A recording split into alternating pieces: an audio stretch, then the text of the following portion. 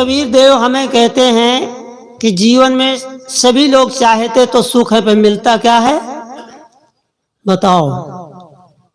सभी लोग दुनिया में जितने भी प्राणी हैं वो सब क्या चाहते हैं बताओ। कोई दुख चाहता है तो हाथ ऊपर करे। कोई दुख चाहता है? क्या चाहते हैं? सभी सुख चाहते हैं, दुख कोई चाहता नहीं। बद्दा सब सुख चाहते हैं, पर मिलता क्या है ये बताओ सही सही, है ना? मिलता तो सब दुख है, चाहते सुख है। बोतल पीने वाला भी दुख नहीं चाहता, वो भी क्या चाहता है? चाहता तो सुख है, में मिलता क्या है? दुख मिलता है। इसीलिए संतों ने बहुत सुंदर साहिब जी के उदाहरण दे दे करके। अब समय तो थोड़ा है, आप जानते हैं, समय के कोई तो मर्यादा भी है, क्यों पूज्य गुरुदेव जी भी विराजमान हैं और आप सबको ये थोड़े थोड़े विचार हैं। आप देखते हैं जब अनेक पुष्पों की माला होती है ना, एक ही फूल हो उसमें तो उतना माला अच्छी नहीं लगती, बीच बीच में वो नीला हो, पीला हो, हरा हो, सफेद हो, तो माला कितनी सुंदर लगती। इसी प्रकार से संत महापुरुष सब थोड़ा थोड़ा अपना परसते हैं। आप सब जानते हो, ऐसा मत सोचना कि हम लोग बड़े ज्ञानी हैं यहाँ बैठ गए तो, है ना? सभी जानते हैं, पर मानते हैं बताओ। साहब जी ने कहा ना कि पड़िका खा लिया, तो जानते नहीं है कि हानि है, तंबाकू से हानि है, कैंसर का खतरा है, कौन नहीं जानता बताओ। बीड़ी पीने से टीबी पकड़ लेगी, बीमारी पकड़ लेगी, कौन नहीं जानता बोलो। सब जानते हैं, पर मानते हैं, है ना? मानते नहीं हैं, इसीलिए सब दुख पाते हैं संसार में, इसीलिए सब दुख पाते हैं। साहब ने तो बहुत सुंदर बात कहे हैं, कहें यदि आप दुख से छूटना चाहते हैं तो एक ही बात करना बस। साहब कहते हैं चाहत सुख दुख संग ना छाड़ा। साहब कहते हैं सब लोग सुख चाहते हैं, पर दुख का साथ नहीं छोड़ते, दुख में फंसे हैं। बोले क्यों दुख का साथ क्यों नहीं छोड़ते? बोले चाहते सुख है, पर दुख का साथ नहीं छोड़ते। और यदि बोले सुख तुम चाहते हो तो साहब जी एक बात ये भी कहते हैं कि जो तू चाहे मुझको तो छोड़ सकल की आस, और बोले मुझे ही ऐसा हो रहो तो सब सुख तेरे। देखो साहब नहीं कहते कि मेरे पास है सब सुख। दुनिया में जितना भी सुख माना गया है वो सब सुख तुम्हारे ही पास है, किसी दूसरे के पास नहीं। साहब कहते हैं सब सुख तुम्हारे पास है, और बोलते हैं सब दुख भी है। बोलते हैं कि ये दुनिया में जितने भी कहते सब सुख, और बोले जो तू चाहे मुझको छोड़ सकल की आस, और मुझे ऐसा हो रहो तो सब सुख तेरे पास। साहब कै बजे तक चलेगा? अच्छा हाँ 12 बजने वाला है। हाँ हाँ ठीक है, तो आप भी आ जाओ, आपका जगह वहां गद्दी लगी।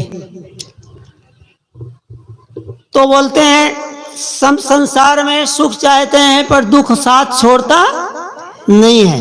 इसीलिए संत महात्मा हमें आपको जगाते हैं कि तुम जग जाओ।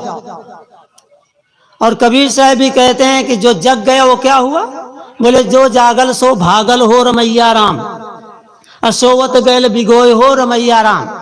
बोलते हैं जो जग गया वो भाग गया। कहाँ भाग गया? बुरहानपुर चला गया, इलाहाबाद भाग गया, प्रयागराज चला गया। कहीं भागने की जरूरत नहीं है। भागना किससे भागना है? बोले जो जागल सो भागल। बोलते हैं जो जग जाता है वो भाग जाता, मतलब जो जान गया, समझ गया। जो जगता है वही तो समझदार होता है ना। सोता हुआ कहाँ जाने?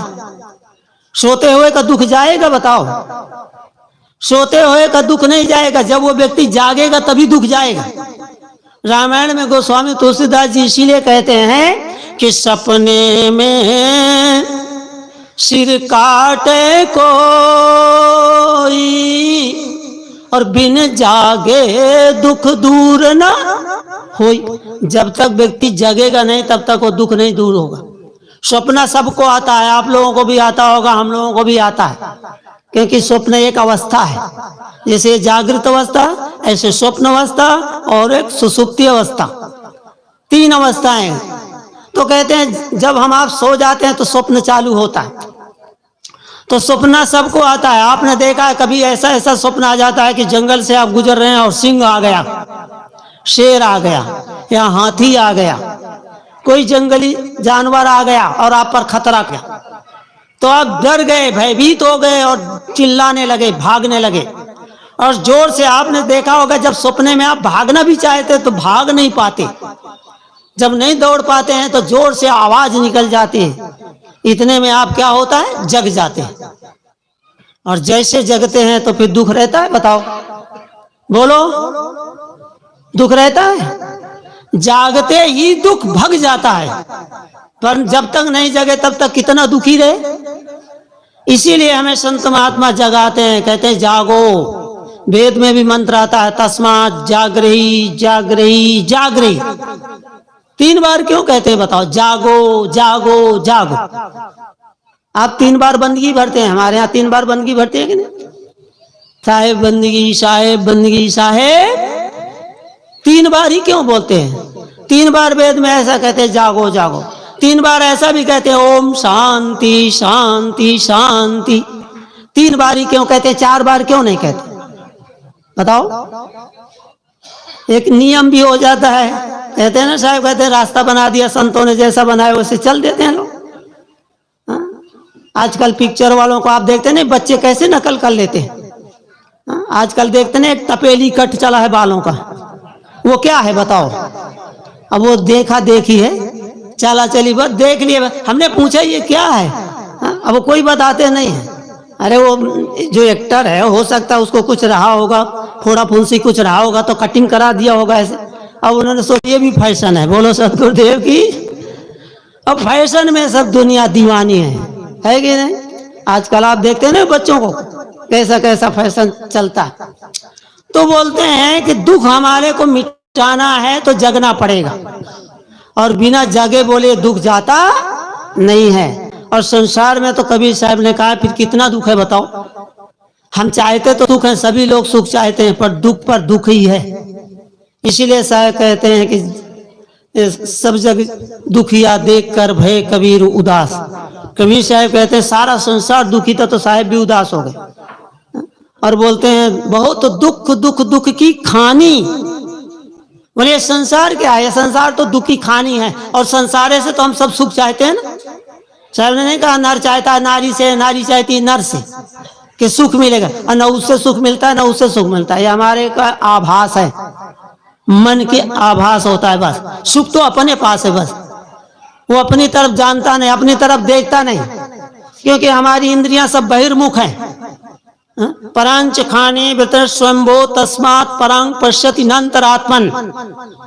वेद में ऐसा मंत्र आता है कि जब ये शरीर का निर्माण हुआ तो जितनी इंद्रियां हैं सब बाहर बना दी गई। देखो आंख से हम देखते हैं, रूप देखते हैं, तो आंख से रूप देखते हैं, अंदर से देखते हैं कि बाहर से?